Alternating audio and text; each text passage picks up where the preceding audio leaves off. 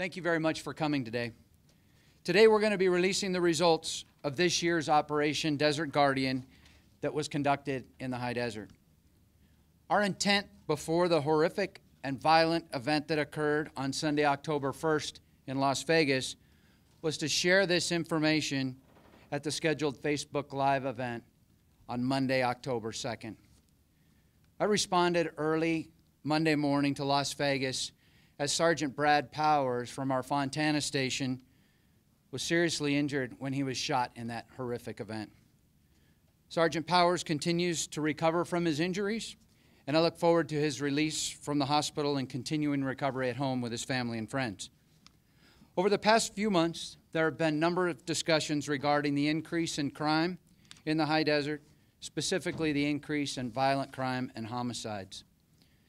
In an effort to address this concern, Supervisor Robert Lovingood contributed $50,000. Thank you, Supervisor Lovingood, for your continuing support, which allows us to conduct these proactive enforcement operations. The town of Apple Valley, along with the cities of Victorville, Hesperia, and Adelanto, also contributed $10,000 each for this year's Operation Desert Guardian. The budget allowed for 8 deputies, 2 from each of the 4 high desert stations, 1 deputy from the High Desert Detention Center, 1 dispatcher from the Desert Dispatch Center, and Sergeant Mike New of the Victor Valley Station to oversee the operation. The objective was to provide high visibility patrol operations, focusing on street-level criminal activity, and to address problem areas and other areas of concern for the hosting jurisdictions.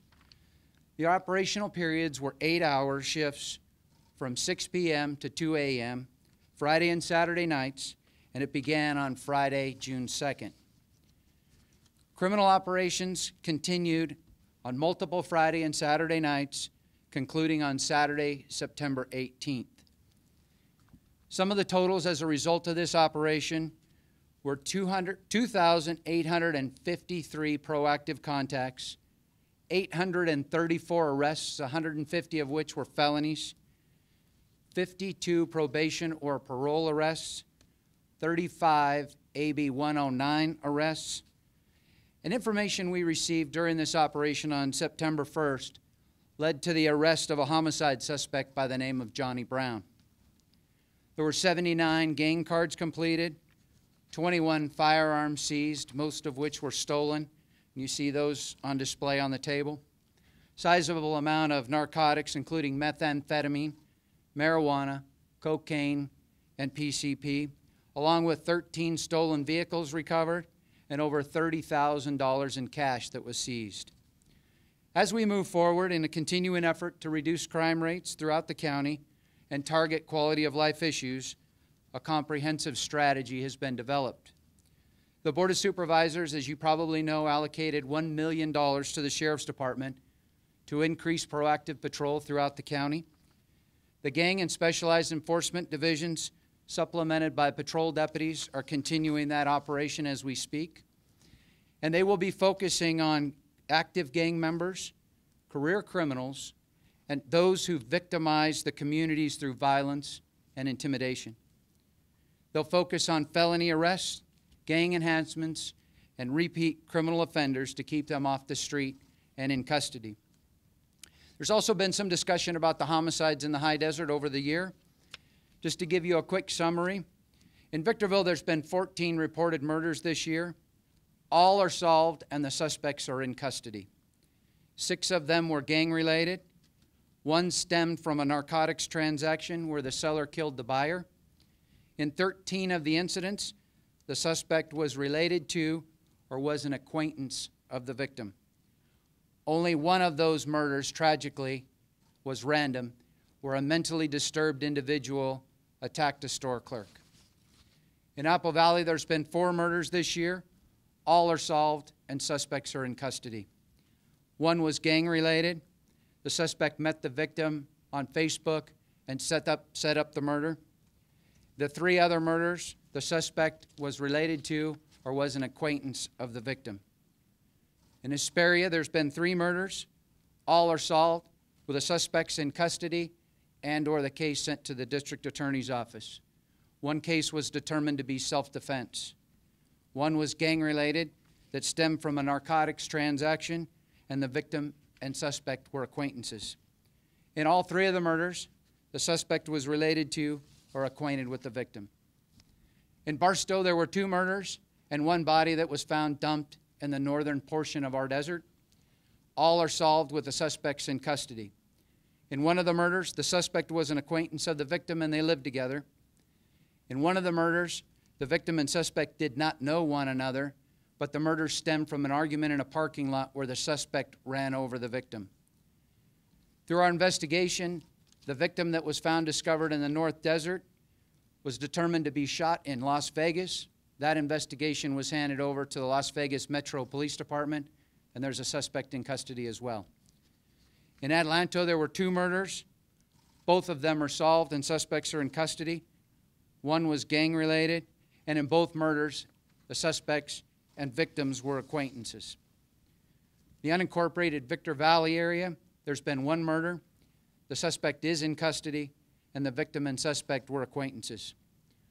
On Tuesday, October 10th, homicide detectives responded to a call in Victorville where a subject was found deceased on the sidewalk. It was reported at one point that it was a homicide. Although it was not a homicide, it continues to be a death investigation. I would now like to introduce our 1st District Supervisor, Robert Lovingood. Good morning, and I would like to thank you for coming out and for this event. The men and women that stand behind you today are responsible for the great success of this program. As the current chairman of San Bernardino County and the 1st District Chair, Supervisor that I stand for, we're going to continue our support as we have for the past 5 years. We're going to work on behalf of the District Attorney's Office, the Sheriff's Office, allocating additional funds. The High Desert, and in particular the 1st District, is comprised of 5 cities that happen to be a great place to live, raise your family, and grow your business.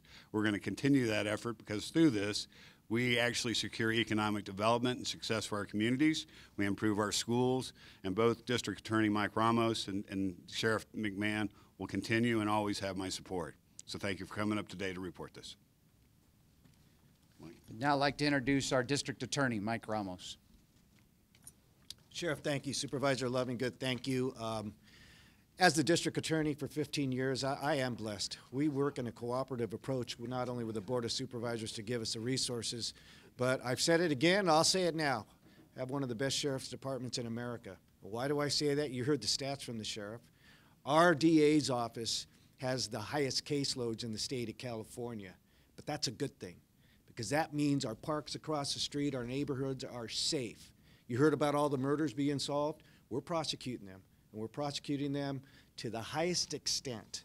In other words, you think you're going to commit a crime in San Bernardino County, especially if what I call little local terrorists, gang members, we're going to hold you responsible. This is our community. These are our cities. This is our county, not yours. And I've said that for years. We've put over, with the help of the Sheriff's Department, over 500 gang members in state prison for almost 75,000 years plus, 260 some life terms. We're going to continue that. These people that threaten people with these weapons and these guns, we filed those cases too. So think twice before you come to San Bernardino County because we will hold you responsible. Again, I want to thank the Sheriff's Department, their outstanding men and women that do this every day, and our Board of Supervisors, especially Supervisor Lovingood here in this area. Thank you very much. Thank you, Sheriff. Thank you, Mike. Happy to answer any questions. Yes, sir. Can you give us an idea,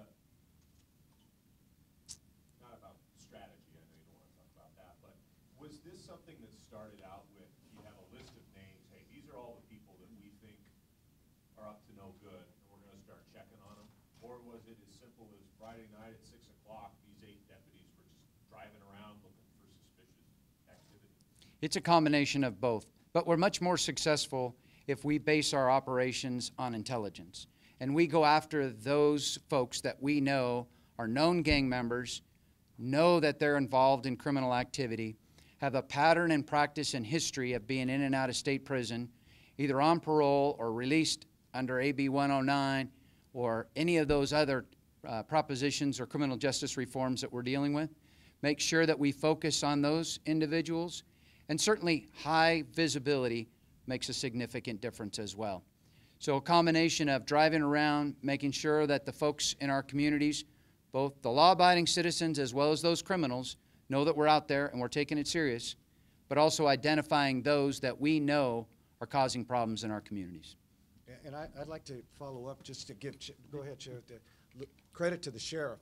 With AB 109 and Prop 47 and all these felonies that were reduced to misdemeanors, drug cases, it was Sheriff McMahon's idea to refocus and reutilize the resources to let's really get out there and have a plan of action to take off the serious felons that are, you know, with stolen guns, the gang members. So a lot of credit goes to Sheriff McMahon, and that's part of the process. And I got my team to say, okay, they're going to get these cases, so let's be prepared to put these cases through the court system. Yes, sir. In recent and this year, you've actually kind of shifted a little bit to figure out how you deal with AB 109 cases, keep them in for other things or longer or better. Anything that happened here? Well, there's a number of criminal justice reforms, and we all know that the folks that are in custody now in the county jail system are much more violent, and they're former state prisoners, to be quite honest with you. And our ability to keep people in jail for their entire length of their sentence is somewhat hampered because of the crowding situation in the jail. That doesn't allow us to give them the resources that they need to hopefully change their life. But those hardcore gang members that serve their sentence or get released from state prison and come back to our communities, even though they're on parole or probation and they're being monitored, at times they're not following the rules as well. And you heard the stats about the number of arrests of parole and probationers, as well as Prop 47 related criminals that are out of the system because of the changes in all of our system over the last number of years. Our effort is to focus on those to make sure that those individuals are following the rules. And again, not getting into strategy, but just to give the people who are going to watch this and read about this an idea of how this worked, can you give me a couple of examples of I mean, and you don't need to get specific on Right. names or whatever, but, you know, in one case, we had a name, we went by the house, we saw this suspicious, we needed to get a warrant, we went in, we found guns. Can you, you know, where did these guns come from? Were they in vehicles? Were they in homes? I'll let Sergeant Mike New talk about some of those specific incidents in general terms, but we already talked about the murder suspect that was located that was found to be out of state. That was developed through talking to folks on the street, working with those people that were involved in or knew about criminal activity in the communities that we serve. We discovered that information, passed it on, and ultimately that subject was taken into custody within a day or two and was responsible for a murder here in the high desert. He's now been extradited back to California, and he'll face charges here in this state. And did you just happen to kind of stumble upon that information throughout this operation? Yes. By talking to individuals through this operation on September 1st is where that information was received. But I'll let Sergeant New talk about some more examples in a very generic sense as to what their successes were as well. It's Sergeant Mike New, NEW. I can tell you 4 of those guns were all from one traffic stop in the car, all right? Not all the guns we recovered are here. There's actually a custom 1911 that was stolen from Fontana jurisdiction that's already been returned to the owner. On another case, there was a search warrant written for residents, and several guns were located there. In regards to the information about the homicide suspect, that just came from a concerned citizen in the City of Adelanto, and that information was put in the right hands. Good? So you just happened upon someone and they shared that information? Correct. You have to be a bit careful with some of that information, Rob. I would just like to add one thing from the League of Cities and also the Associations of County Governments. There'll be initiatives coming out statewide, I think, that are going to address what we see the pendulum going too far on just future laws pertaining to individuals we believe should remain in jail and for solid reasons. I know the League of Cities and, again, the Association of Governments are starting to work towards statewide initiatives. And you probably don't want to get too specific, but I understand